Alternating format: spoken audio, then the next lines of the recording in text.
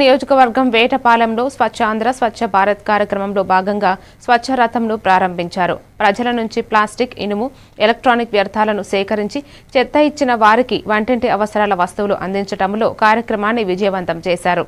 MPDO, డీఎల్బీఓ, panchayat సిబ్బంది, స్థానిక నాయకులు పాల్గొని ప్రజల్లో పరిశుభ్రతపై అవగాహన పెంపొందించడంలో కృషి చేశారు.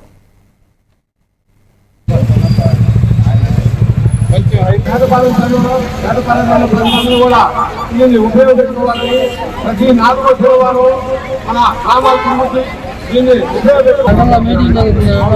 కార్యక్రమంలో భాగంగా మన మండలం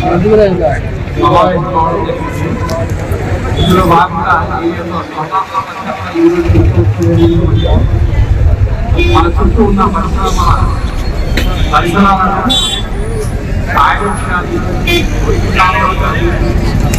లేదా చుట్టుపక్కల ఉంటే మన పరిసరాలను చాలా శుభ్రంగా ఉంచుకోవాలంటే ఈరోజు ఎంతో ముఖ్య ఉద్దేశం. మరి ఇందులో భాగంగా మనకు అభిజ్ఞానం కాదు, ప్రజలు కూడా భాగస్వాములు అవ్వాలి. ప్రభుత్వం ప్రతి నెల